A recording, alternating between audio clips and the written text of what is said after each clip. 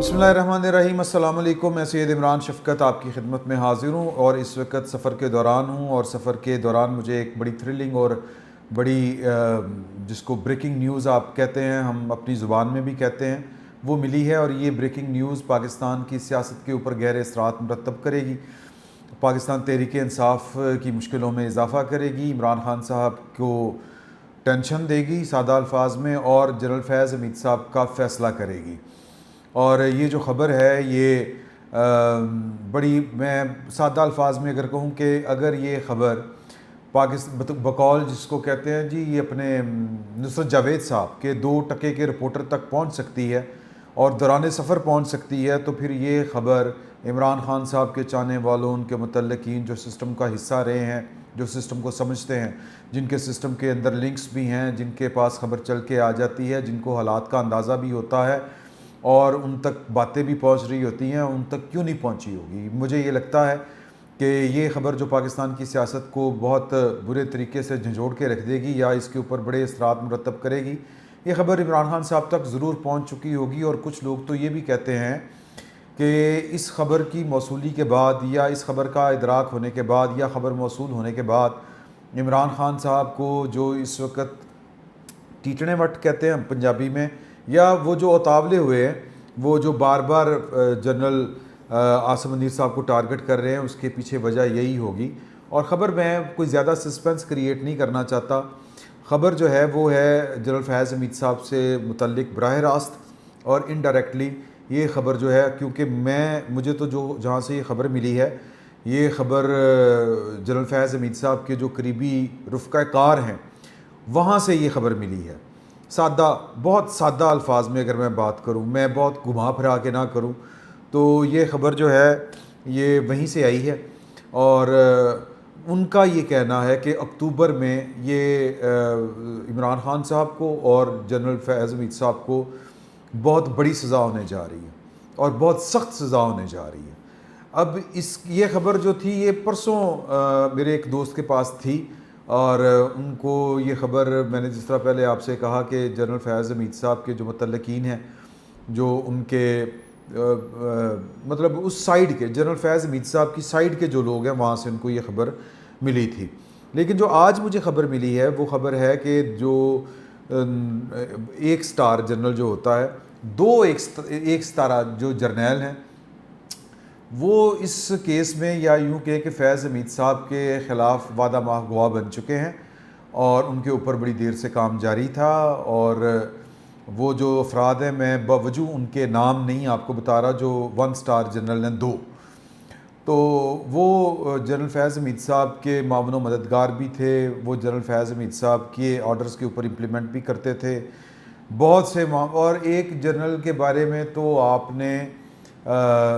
मुख्तलिफ़ सहाफ़ियों के मुँह से उनका जो तज़किरा है, उनका नाम बहुत सुना होगा। अगर आप थोड़ा सा माजी में चले जाएं तो आपको अंदाज़ा हो जाएगा। मैं बार बार ये कह रहा हूँ, मैं बावजूद उनका नाम आपके साथ शेयर इसलिए नहीं कर रहा कि मुझे एक मेरे दोस्त ने, जो कि एक बड़ा मतलब खैर खा है, मेरा दोस्त है, उसने मुझे कौमी, जिसको कहते हैं ना, क्या कहेंगे उसको, कौमी ज़िम्मेदारी आप कह लें एक तरह से, या फिर एक सहाफ़ती ज़िम्मेदारी मुझे गिनवाते हुए, याद दिलाते हुए कहा कि अगर आप नाम लेंगे उनका, तो ये जो खालिस्तन एक इंज़बाती कार्रवाई है, जो कोर्ट मार्शल है, इसके पोलिटिसाइज़ होने का एक ख़दशा पैदा हो जाएगा। लोग उनके जब आप अपने मुंह से उनका नाम निकालेंगे, वो आपके क्लिप जो हैं वो जब लोग देखेंगे, वो शेयर करेंगे, फिर हर बंदा पाकिस्तान में कुछ ना कुछ असर व रसूख रखता है, तो वो जनाब ज़रा अलर्ट हो जाएंगे और उनके जो लवाहिकीन, उनके वर्सा, उनके हमदर्द, उनके बैचमेट, उनके दोस्त, अगर वो खुल के उनकी हिमायत ना भी कर रहे हों, लेकिन वो एक पाकिस्तान में एक सीन होता है कि दर पर्दा लॉबिंग होना शुरू कर देना, तो वो लॉबिंग शॉबिंग शुरू हो जाएगी, तो वो फिर चीज़ें जो हैं उनके गड़बड़ होने का एक अंदेशा है। तो आप बराए मेहरबानी फ़िल वक्त नाम लेने से गुरेज़ करें। और ये जिस तरह मैंने चूँकि उनको बताया था कि फैज़ हमीद साहब के एक बहुत करीबी साथी का ये इंकशाफ है कि अक्टूबर में पहले फैज़ हमीद साहब को बड़ी सख्त सज़ा होगी और उसके बाद इमरान खान साहब को बड़ी सख्त सज़ा होनी है, تو یعنی ایک طرح سے جنرل فیض حمید صاحب اور ان کے جو رفقا کار ہیں وہ ہاتھ کھڑے کر چکے ہوئے ہیں، مایوس ہو چکے ہوئے ہیں. ان کو اپنا انجام جو ہے وہ نظر بھی آ رہا ہے اور اس کی سمجھ بھی آ رہی ہے، اور ان کو اس کا ادراک بھی ہے اور ایک اندازہ بھی کہ اب یہ ہمارے ساتھ ہونے جا رہا ہے. کیونکہ جو جرائم کسی نے کیے ہوں، مثال کے طور کے اوپر مجھے تو پتہ ہوتا ہے نا کہ میں اپنی ذات کے اندر کیا تھا، میں نے کیا کیا ہے، صحافت میں نے کون سی کی ہے اور صحافت میں نے کون سی نہیں کی. تو جنرل فیض حمید صاحب کو بخوبی پتہ ہے کہ وہ ریٹائرمنٹ سے پہلے D G I S I ہوتے ہوئے، D G I S I سے ہٹنے کے بعد، کور کمانڈر پشاور ہونے کے بعد وہ کور کمانڈر پشاور تھے. جب جو طالبان تھے ان کو لا کے بسایا گیا تھا تب وہ کور کمانڈر پشاور تھے. جب ایک خصوصی جہاز لاہور کے ایئرپورٹ پر اترا اور مغرب کے بعد جیل کا پھاٹک بند ہو جاتا ہے، قیدیوں کا لینا دینا ممنوع ہو جاتا ہے قانونی اعتبار سے بھی، اور اگر کوئی اس طرح کی حرکت کرتا ہے کوئی جیل سپرنٹینڈنٹ تو یہ اس کی گردن کو آتا ہے اس طرح کا کوئی واقعہ اگر وہ پکڑا جائے تو، یعنی کہ اس کی نوکری جاتی ہے. بلکہ اور بھی بہت کچھ ہو سکتا ہے. اس کے باوجود جب کوئی یہ بات ماننے کے لیے تیار نہیں تھا، اپنا فیوچر اپنا کیریئر داؤ کے اوپر لگانے کے لیے تیار نہیں تھا، تو پشاور میں بیٹھے ہوئے کور کمانڈر نے ایک آرڈر جاری کیا اور سسٹم اتنا مجبور تھا، یعنی کہ وہ D G I S I چونکہ اتنے وہ دھڑلے والے ترناٹ تھے کہ اس سسٹم کے اندر ان کی اتنی گہری جڑیں تھیں کہ کور کمانڈر پشاور ہوتے ہوئے بھی انہوں نے ایک آرڈر جاری کیا اور پھر پنجاب سے خصوصی جہاز لے کے جو طالبان جن کے اوپر ہیڈ منی لگی ہوئی تھی وہ پشاور پہنچے اور رات گئے پہنچے، اور ان میں ایک وہ مسلم خان بھی تھا. اور مذاکرات کرنے والے کون تھے؟ افغان طالبان یا ٹی ٹی پی والے لوگ پشاور میں وہ مذاکرات کر رہے تھے، اور فیض حمید صاحب ان کو ہر طرح کی گارنٹی دے رہے تھے کہ آپ آ کے بسیں، آپ کو کوئی کچھ نہیں کہے گا. انہوں نے کہا ہم یہاں پہ آ کے کیسے بس سکتے ہیں، یہاں پہ آ کے بسیں گے تو کیا گارنٹی ہے کہ ہم یہاں پہ مارے نہیں جائیں گے، پکڑے نہیں جائیں گے. تو انہوں نے کہا چکر ہی کوئی نہیں. کانفیڈنس بلڈنگ میئرز کے لیے انہوں نے کہا پھر آپ ہمارے وہ بندے چھوڑیں. انہوں نے کہا رات پہ گئی. انہوں نے کہا رات پہ گئی تو پھر کی ہو گیا. تو پھر جناب یہ والا کام ہوا، یعنی کہ وہ جب D G I S I تھے تب بھی وہ بڑے اثر انگیز ان کی شخصیت تھی. جب وہ D G I S I نہیں رہے تب بھی ان کا کنٹرول جو تھا بطور کور کمانڈر پشاور وہ سسٹم کے اندر بہت جس کو کہتے ہیں دگدار، ہم پنجابی میں کہتے ہیں کہ بڑا جاندار تھا. اور پھر جب وہ ریٹائر ہو گئے، جب انہوں نے قبل از وقت ریٹائرمنٹ لے لی، اس کے بعد بھی سسٹم پوری طرح جو تھا وہ اندر سے ان کو سپورٹ کر رہا تھا. ہر جگہ کے اوپر وہ اپنی فیلڈنگ لگا کے گئے ہوئے تھے. اور پھر یہ بار بار، اور پھر جب عاصم منیر صاحب بن گئے، کیونکہ عاصم منیر صاحب کا راستہ روکنے کے لیے ان کے خلاف سازشیں بہت ہوتی رہیں، پرسنل وینڈیٹا جو تھا وہ یا یوں کہے کہ جو ذاتی انتقام ہے وہ اگر کسی چیز کے زمرے میں آتا ہے تو بندہ تھوڑا سا محتاط ہو جاتا ہے کہ یار کہ میں اگر اس شخص کے خلاف کوئی کارروائی کرتا ہوں تو یار یہ تو پھر کل کو کہے گا کہ جی کہ سروس کے دوران میری اور اس کی بنتی نہیں تھی تو پتہ نہیں کس نے کس کے خلاف کان بھرے اور یہ جناب کانوں کے کچے نکلے اور اب مجھ سے انتقام لے رہے ہیں. اس الزام سے بچنے کے لیے جنرل فیض حمید کے بہت سی چیزوں کے اوپر جو ہے معاملات کے اوپر چشم پوشی اختیار کی گئی، صرف اس لیے کہ یار کل کو کوئی یہ نہ کہے کہ یہ ذاتی انتقام یا وہ جو کیا اس کو کہیں گے، ایک ملازمت کے دوران جو چپکلش ہوتی ہے آپس میں، جو ایک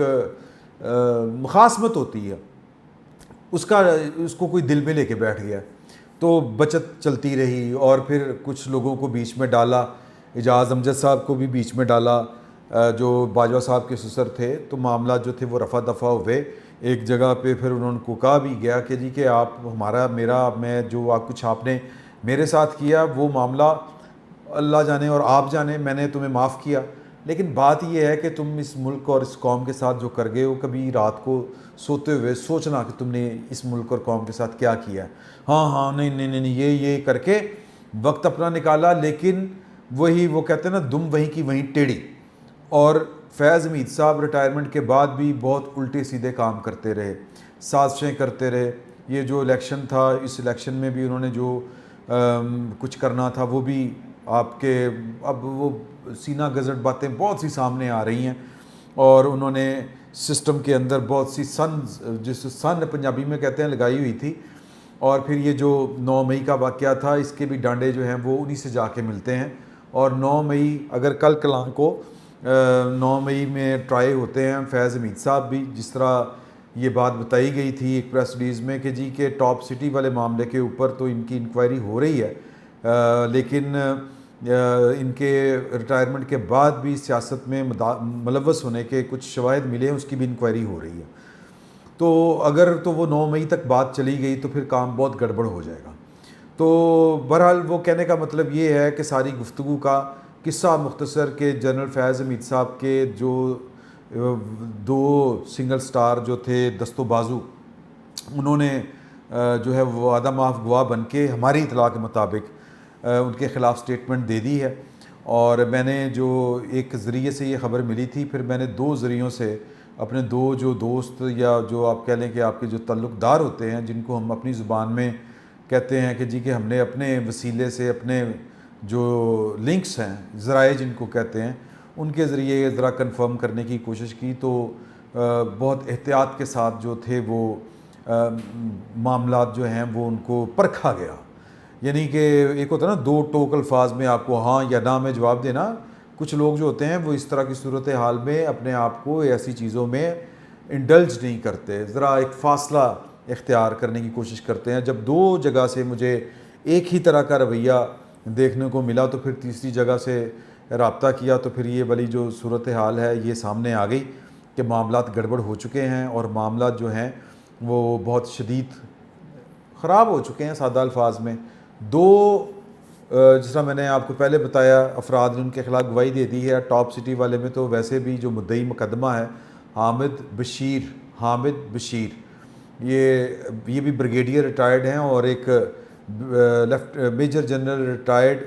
بشیر قائم خانی صاحب کے صاحبزادے ہیں، اور ٹاپ سٹی میں یہ ملازمت کرتے ہیں۔ یہ مدعی مقدمہ ہیں جنرل فیض حمید صاحب کے خلاف۔ تو ایک تو یہ والا معاملہ ہے۔ اب 9 مئی والا معاملہ یہ بھی ہمیں جو جنرل فیض حمید صاحب کے رفقا کار ہیں وہ بتا رہے ہیں کہ اسی میں فیض حمید صاحب کو بھی سزا ہو جانی ہے، ٹاپ سٹی 9 مئی، اور اس کے ساتھ عمران خان صاحب کو۔ اب عمران خان صاحب کا معاملہ جو ہے وہ ابھی تک 9 مئی والا کیس ان کے اوپر کسی سول کورٹ میں بھی نہیں چلا۔ یعنی سول کورٹ سے مطلب یہ ہے کہ ایک کرمنل کورٹ جو ہوتی ہے، فوجی عدالت نہیں، عام عدالت، وہاں پر نہیں چلا۔ صرف ایک کیس جو GHQ حملہ کیس ہے وہ اڈیالہ جیل میں اس وقت اس کا ٹرائل چل رہا ہے۔ میں بھی ہو سکتا ہے کہ وہ اکتوبر تک مکمل ہو جائے، کیونکہ سپریم کورٹ کی طرف سے تو مڈ آف دا اگست تک ان کو مہلت ملی تھی تمام ٹرائل کورٹس کو کہ وہ اپنا جتنے ان کے پینڈنگ کیسز ہیں 9 مئی کے حوالے سے وہ ان کی سماعت مکمل کریں اور فیصلے جاری کریں۔ تو ہو سکتا ہے کہ سول کورٹ میں یہ والا فیصلہ ہو جائے 9 مئی والا، اور وہ لنک ہو جائے فیض حمید صاحب کے ساتھ بھی۔ اب فیض حمید صاحب اگر 9 مئی میں ٹرائی ہوتے ہیں تو عمران خان صاحب ان سے پہلے ٹرائی ہوں گے، تو عمران خان صاحب جو ہیں وہ بھی ان کے خلاف بھی اسی طرح کے اطلاعات ملنا شروع ہو گئی ہیں کہ وہ فیض حمید صاحب کی طرح ان کے خلاف بھی ایک سخت اور بڑا فیصلہ آنے والا ہے۔ یہ فیصلہ آنے کے بعد پاکستان تحریک انصاف کے معاملات کیا ہوں گے؟ اب سخت اور بڑا فیصلہ، اس کا سادہ سا مطلب یہ ہے کہ میکسیمم جو پلنٹی ہوتی ہے جس کو کیپٹل پنشمنٹ کہتے ہیں، وہ سزائے موت ہے پاکستان میں۔ اور وہ جو فوجی عدالت ہوتی ہے، جب وہ کسی فوجی افسر کا ٹرائل کر رہی ہوتی ہے اور مقدمہ 9 مئی کا ہو، اور 9 مئی بیسیکلی ایک ہائی ٹریزن یا ٹریزن آپ کہہ سکتے ہیں، ہائی ٹریزن تو خیر اور معاملہ ہے، وہ آئین کو لپیٹنے کا معاملہ ہے، لیکن یہاں پہ بھی جو ہے وہ ٹریزن والا یا بغاوت والا ایلیمنٹ ہے۔ اگر آپ تھوڑا سا اس کو اور باریک بینی سے دیکھیں تو شاید آرٹیکل 6 بھی لگتا ہو، کیونکہ اگر فوج کے اندر بغاوت ہوتی ہے تو وہ آئین کے خلاف ہی بغاوت ہونی تھی، سادہ الفاظ میں۔ یعنی وہ آرمی ایکٹ کے خلاف بغاوت نہیں، اور آرمی ایکٹ کی خلاف ورزی ہو سکتی ہے،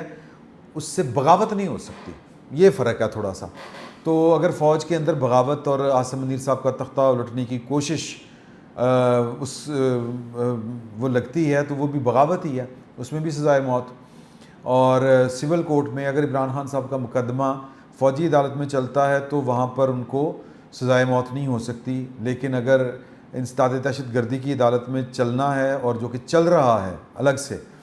تو وہاں پر ان کو سزائے موت ہونے کے ایک بڑے قوی امکانات ہیں، اور یہ پاکستان کی سیاست کے لیے کوئی نیک شگون نہیں ہوگا۔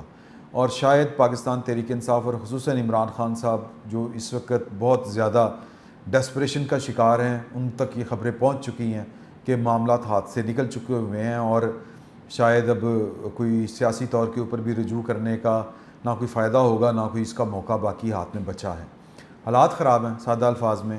2 افراد انہوں نے گواہی دے دی ہے، سنگل اس کو کہتے ہیں 1 سٹار جنرل، 1 سٹار جنرلز نے گواہی دے دی ہے۔ دیکھیں اب یہ فیصلہ اکتوبر کے کس ہفتے مہینے میں سامنے آتا ہے۔ اس میں مزید اگر کوئی ڈیولپمنٹ ہوگی تو وہ آپ سے شیئر کریں گے۔ اجازت دیجیے، اللہ حافظ۔